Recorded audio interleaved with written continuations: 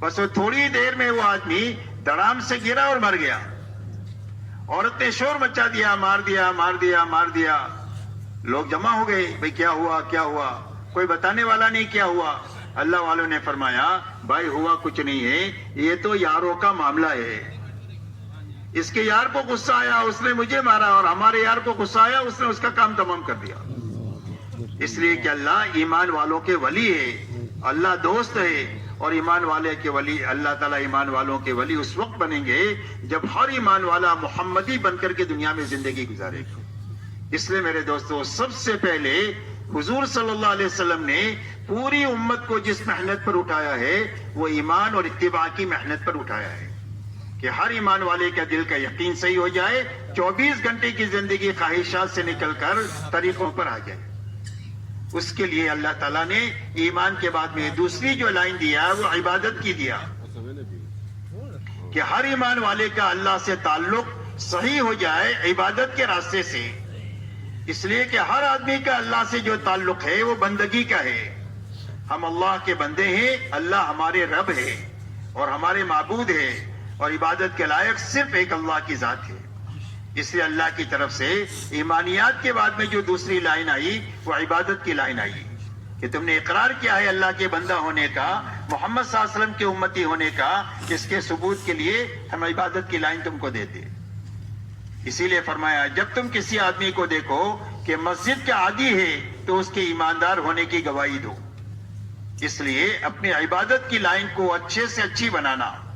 100% صحابہ نے اپنی عبادت کی لائن کو اچھے سے اچھی ایسی بنایا کہ مسلمان اور بے نمازی ہو اس کا تصور نہیں ہو سکتا. یہاں تک کہ منافق کی ہمت نہیں ہوتی تھی کہ جماعت کی نماز کو چھوڑ دے, تو مسلمان سے تو سوال ہی نہیں پیدا ہوتا. تو 100% ایمان والوں نے اپنی نماز پر محنت کر کے اپنی نماز کو ایسی اچھی بنایا جس کے نتیجے میں پوری زندگی اچھی بن گئی. اس لیے کہ پوری زندگی کی اچھی بنانے کا راستہ نماز کا ہے. نماز کے بارے میں فرمایا ان الصلاۃ تنہی عن الفحشاء والمنکر, نماز آدمی کو بے حیائی اور برائی کے سارے کاموں سے روکتی رہتی. کہ اگر نماز بنتی جائے گی تو زندگیوں سے رذائل نکلتے جائیں گے اور زندگی میں خسائل اور شمائل آتے چلے جائیں گے. فرمایا برائی کے نکلنے کا راستہ بھی نماز ہے اور اچھائیوں کی زندگی میں آنے کا راستہ بھی نماز ہے. اسی لیے اللہ والے فرماتے ہیں کہ نماز کی مثال زندگی میں ایسی ہے جیسے گھر میں روشن دان اور کھڑکی ہوتی ہے کہ گھر کا دھواں یہیں سے باہر جائے گا اور باہر سے تازہ ہوا جو گھر میں آئے گی وہ یہی کھڑکی اور روشن دان سے آئے گی. فرمایا عیسائی رضائل زندگیوں سے نکلیں گے وہ نماز کے راستے سے نکلیں گے, اور شمائل اور خسائل زندگی میں جو آئیں گے وہ نماز کے راستے سے آئیں گے. اسی لیے فرمایا نماز آدمی کو بے حیائی اور برائی کے کاموں سے روکتی رہتی ہے.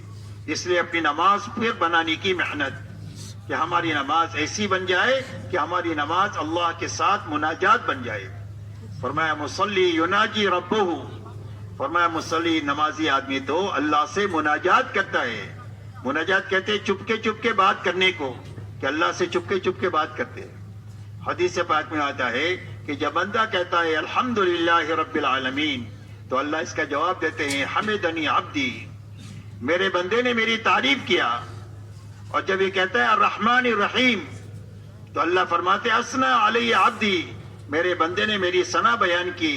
اور جب یہ کہتا ہے مالک یوم الدین, اللہ تو بدلے کے دن کے مالک ہے, اللہ جواب دیتے ہیں مجدنی عبدی, میرے بندے نے میری بزرگی بیان کیا. اور جب یہ کہتا ہے اہدنا الصراط المستقیم تو اللہ, اور یہ کہتا ہے ایاک نعبد و ایاک نستعین, اللہ فرماتے ھذا بینی و بین عبدی, عبادت میرے لیے اور مدد میرے بندے کے لیے. اور جب یہ کہتا ہے اہدنا الصراط المستقیم, اے اللہ مجھے سیدھے راستے پر چلا دے, تو اللہ فرماتے ہیں ولعبدی ما سأل, میرے بندے نے جو مانگا میں نے اس کو دے دیا. اس لیے میرے دوستو اپنی نماز پر محنت کر کے اپنی نمازوں کو اچھے سے اچھی بنانا. اچھی نماز بنے گی یقین سے کہ زندگی کے ہر مسئلے میں جب کبھی بھی کوئی چھوٹا بڑا مسئلہ ہے ہماری نگاہ اللہ پر جائے, نماز پر جائے کہ میرے اللہ کام بنائیں گے اور نماز کے راستے سے بنائیں گے. اس لیے نماز پڑھ کر ہم اپنے اللہ سے کہیں گے. تو ایک تو نماز میں یقین آ جائے, ایک نماز میں شوق آ جائے اللہ کے سامنے کھڑا ہونے کا کہ نماز ہمارے لیے بوجھ نہ رہے بلکہ نماز ہمارے لیے راحت کا سامان بنے. حضور صلی اللہ علیہ وسلم فرماتے تھے حضرت بلال سے، ارحنی یا بلال، اے بلال نماز کی تیاری کر کے ہم کو راحت پہنچاؤ. تو نماز کے اندر میں اللہ کے سامنے کھڑے ہونے کا، سجدے میں پڑے رہنے کا، قیام لمبا لمبا کرنے کا ہمارا شوق بن جائے. نماز کے اندر میں علم آ جائے، مسائل کا علم اور سنتوں کا علم، کہ ہر عمل کی سنتیں کیا ہیں اس کو معلوم کر کے سنت کے مطابق اور مسائل کی رعایت کے ساتھ نماز کو پڑھنا.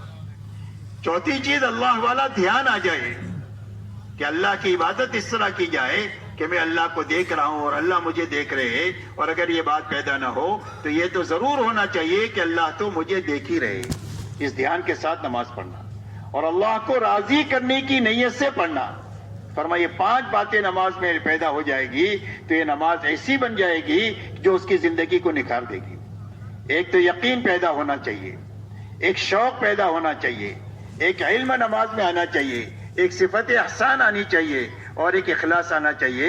یہ 5 باتیں نماز میں آ جائے گی تو اس نماز سے جو چاہے گا اللہ اس کی حکمت کے منابق اس کو دے دیں گے.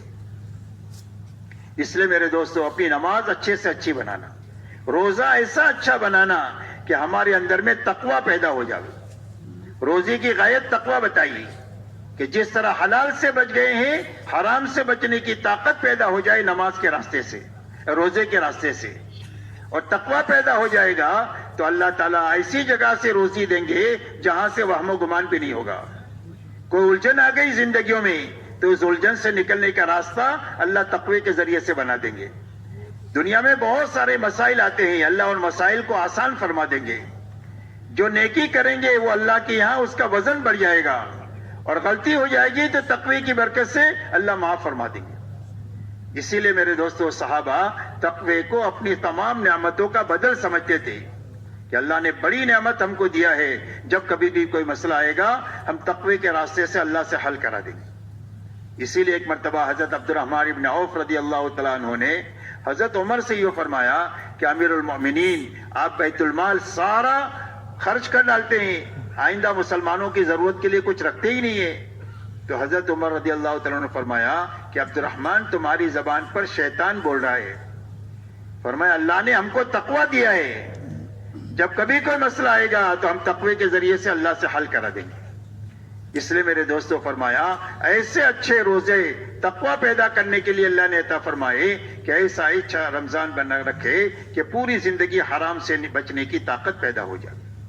اسی کے ساتھ زکوٰۃ ایسے اچھے انداز سے دے کہ ہمارے دلوں کا بخل ختم ہو جائے. بخل جہنم کا درخت ہے اور سخاوت جنت کا درخت ہے.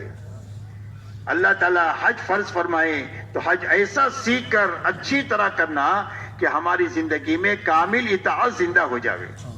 یہ حج اطاعت سکھانے کے لیے ہے کہ زندگی چاہے سمجھ میں آئے نہ آئے، حکم اللہ کا ہے اس پر ہم چلیں گے، طریقہ نبی کا ہے اس پر ہم چلیں گے. دنیا کسی رخ پر جائے ہم تو نبی کے رخ کو چھوڑ نہیں سکتے، ان کے طریقے